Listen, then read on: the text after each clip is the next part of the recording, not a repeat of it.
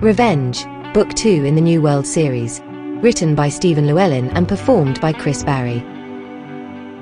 Chapter 12. Hope and Damnation. Thruster 3 is firing, but it's on the fritz, Captain. Hetfield called across the bridge. I'm increasing the pressure from its pump to 110% to compensate, but this may blow our temporary pipes and manifold. Hold it together, Douglas called back. Once we've lifted, you'll be able to dial it back, but I need everything you've got more. The jungle is holding on to us. Outside the Newfoundland, fires were erupting around each of her four main lift thrusters. As the behemoth began to move, a terrible groaning and creaking came from plant life that had long since accepted her into its embrace. Still half buried, earth spilled from her sides, leaving crater-like bowls in the soil as an entire mini ecosystem cracked and was either ripped apart or put to the flame.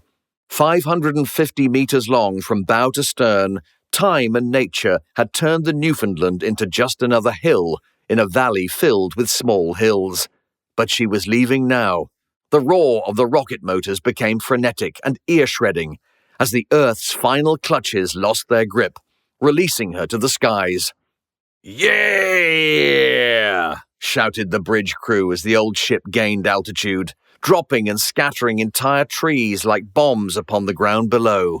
Douglas gently turned her to the east and crept forward. As they rose, a view of the entire valley blossomed before him.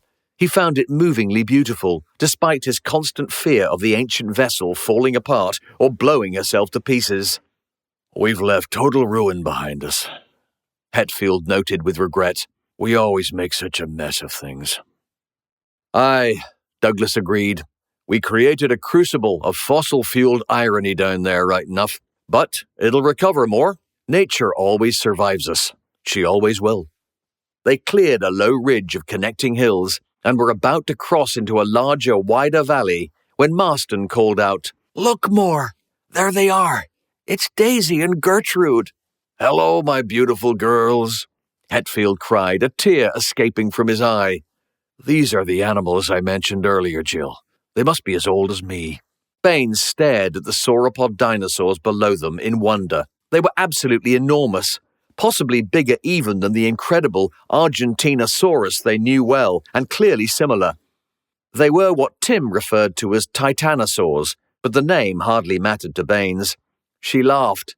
Despite all the perils they faced, the sheer spectacle offered by the world they had fallen into was joyous to behold. "They're gorgeous, Moore. And they're huge! I hate to tempt fate at a time like this, but the phrase, 'see Cretaceous Patagonia and die,' does spring irresistibly to mind." Douglas took the craft ever upward to avoid scaring the creatures below. Both animals craned their necks, turning their heads towards them. Although the bridge crew could not hear, they clearly saw the animals open their mouths to call. "Goodbye, Daisy. Goodbye, Gertrude," Kelly waved, before covering her mouth and nose with her hands as she tried to hold back tears. Huskily, between her fingers, she added, "Most of our lives we've watched them grow." Gently goosing the throttle, Douglas gradually gained altitude enough to clear the higher, craggier mountains that formed the outer bowl of Hetfield and Marston's little world.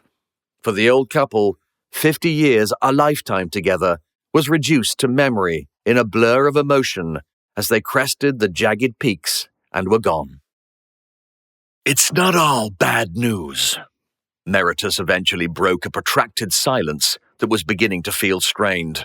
White rounded on him forcefully. "What the hell is that supposed to mean?"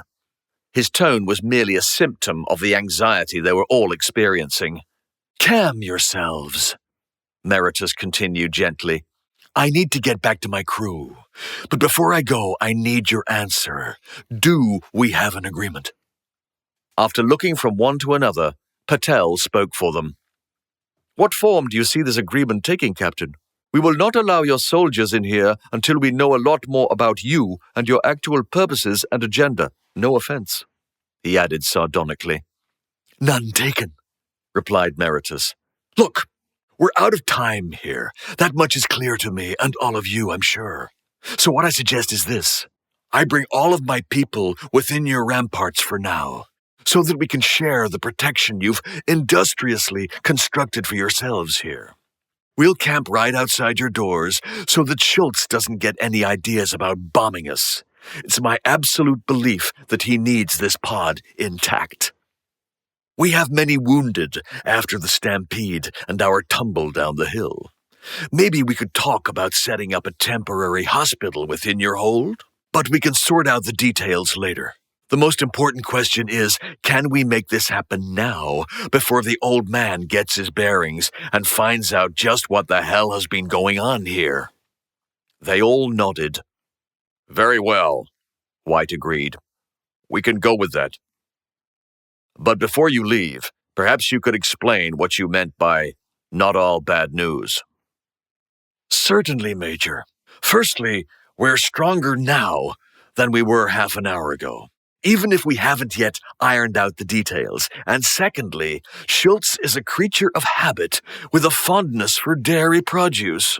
He starts every day with hen's eggs on toast, followed by a glass of milk.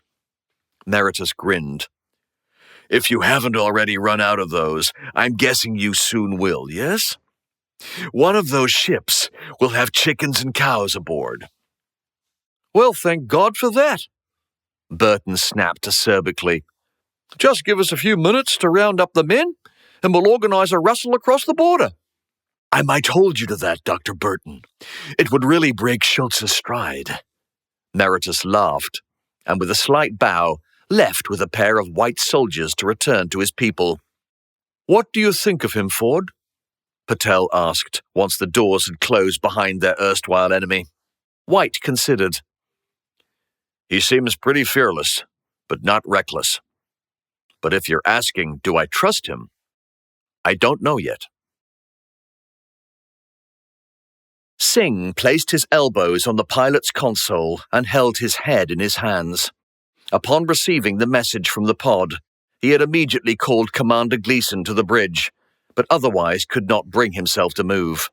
The bridge doors opened behind him, admitting the Australian in some haste, but noting the lieutenant's obvious distress, he slowed to a more cautious step. What is it, Sandy?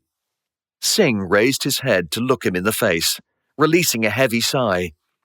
Commander, I assume you heard that bass rumble a few minutes ago. We thought it might be some type of natural event, a tremor perhaps, knowing the long instability of this area's geology.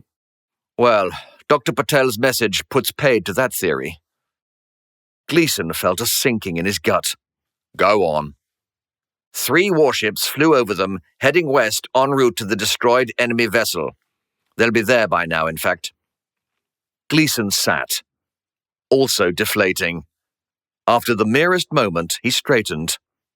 Hang on a minute, Sandy. Listen. Singh did as ordered. I can't hear anything, sir. Exactly.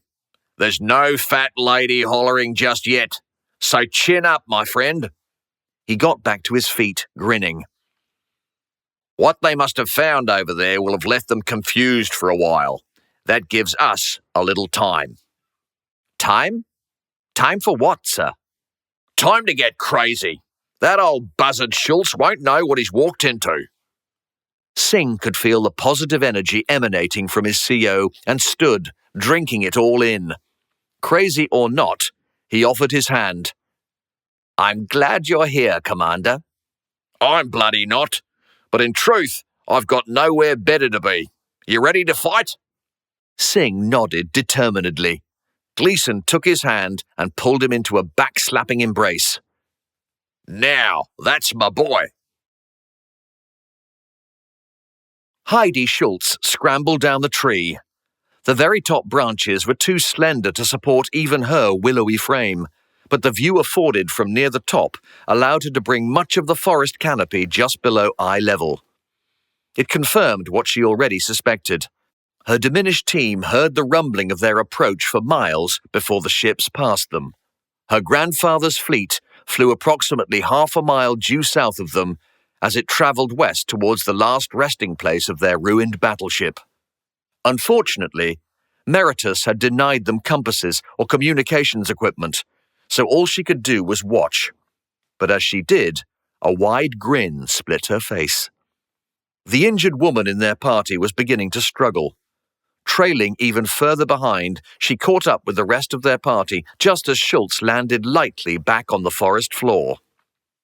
Mein Großvater is here, she explained triumphantly, just in case the roar of a small fleet of spaceships had not spelled it out adequately for them. Now we shall see a marked improvement in our situation. Do we return to the last word, Dr. Schultz? Asked one of the men. Heidi weighed the idea for a moment. Nein, she decided at last. We are close to the enemy. We must gather what intelligence we can before meeting with mein Großvater. If we return empty-handed after such a debacle, it may go badly for us. We need a prize. Whether that be information or something more tangible, we shall see. We march!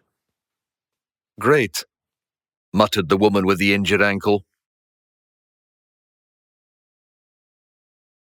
Meritus' wounded and their guards lingered behind long after his aerial advance force had left. As ordered, the able-bodied remained near the last word, making every effort to ensure the injured personnel could be transported as comfortably as possible before setting out. Now, their 3 vehicles ate up the miles ravenously as they too followed the now well-traveled path created by the stampede and Gleason's escape. The flyover of Heinrich Schultz's fleet only served to incentivize them to increase their rate of progress still further. Having chosen Meritus over Heidi Schultz, they knew there would be no safety in lingering to be caught by their former comrades. In truth, many of them did not really know where they stood on these rapidly shifting sands of allegiance. After Meritus had expelled Schultz from their camp, the majority had simply chosen to stay and live within a framework of military justice and discipline. It was something they understood, whereas the undisputed architects of their mission promised a rather more capricious form of leadership. They were all here to save the human race, and although most of Meritus's people bore the stoicism of soldiers, many understood that humanity required more than just a few living bodies saved from a ruined world. So they continued towards the one man they believed could offer them life.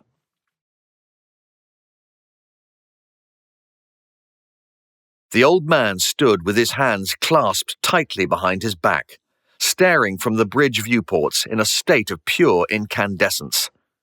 Utterly speechless, his fury had arisen with the spontaneity of an exploding pressure vessel, not even affording him the time required to lose his temper.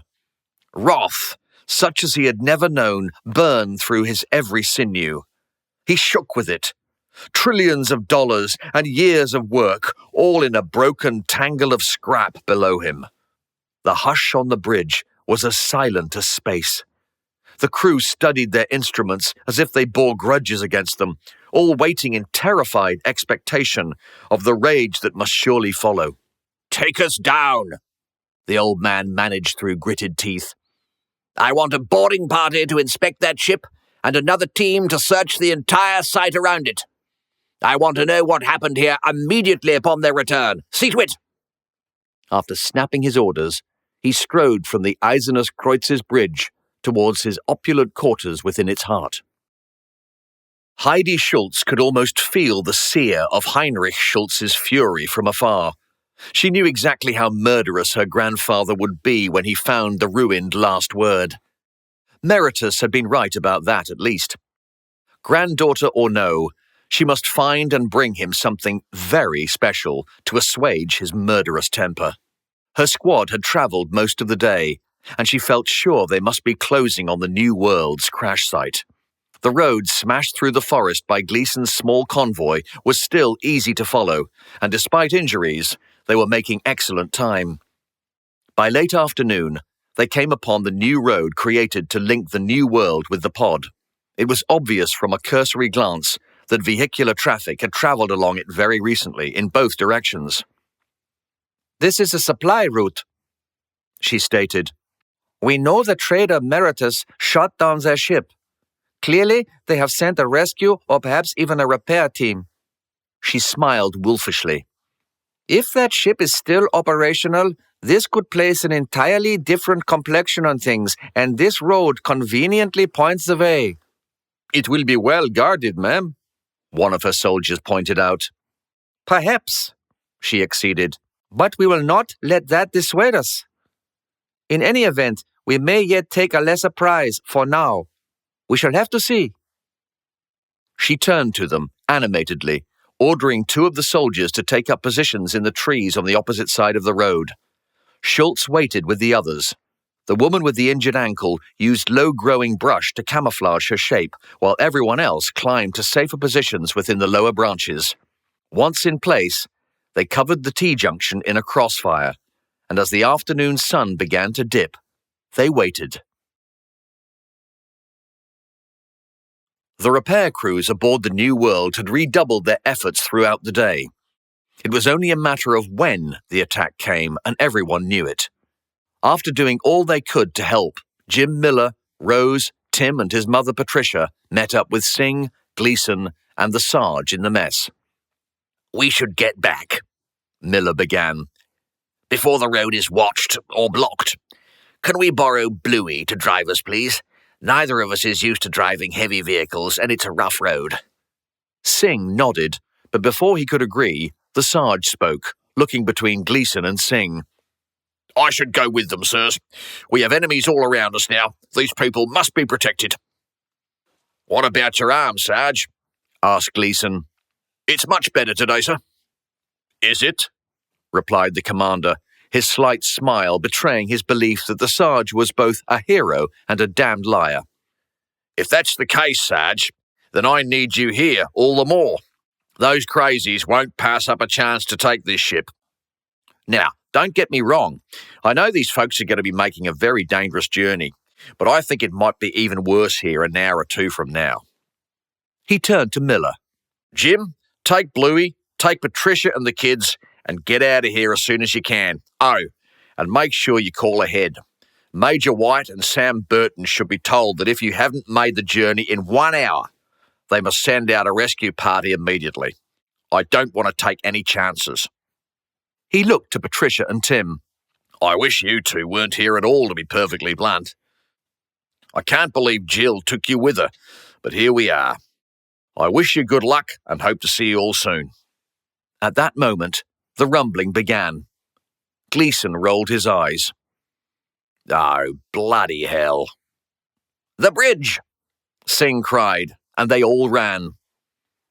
As they entered the bridge, Singh practically dove for the sensor station. The others followed him in, panting after their sprint across the ship.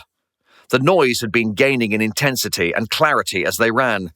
It was now definitely the roar of a ship's engines. Singh tilted his head to one side, frowning with confusion. "That doesn't sound right." Gleason's anxiety came out in a rush. "Bloody hell, Sandy. Can you tell me what is right about all this? It's a big ship. We don't have any. And unless Santa's decided to come early in a rocket-powered sleigh, we're well and truly in the Shh! Listen!" Singh hissed. "Sorry, sir, but I don't understand. Those are not the main engines of any kind of capital ship. They're thrusters, and they're not running properly either." Gleason paused, mouth still open. "So, what's incoming?" he asked quietly. Singh ran a few scans. After a moment, he sat back slowly in complete bafflement. "What the hell?" "We're being hailed," the Sarge reported, stepping across to the pilot's usual station to accept the call. He nodded to Singh, signifying that he was now on open channel. "Approaching vessel. This is Lieutenant Singh of the USS New World. Please state your intentions." The reply travelled across the airways in the form of a rant. "Sandy, what the hell have you done to my ship?" Revenge, Book 2 in the New World series. Written by Stephen Llewelyn and performed by Chris Barrie. New installments are uploaded weekly. Don't forget to subscribe, and if you enjoyed this episode, please leave a like or comment. Visit the link in the description for free New World companion stories, available for download as ebooks.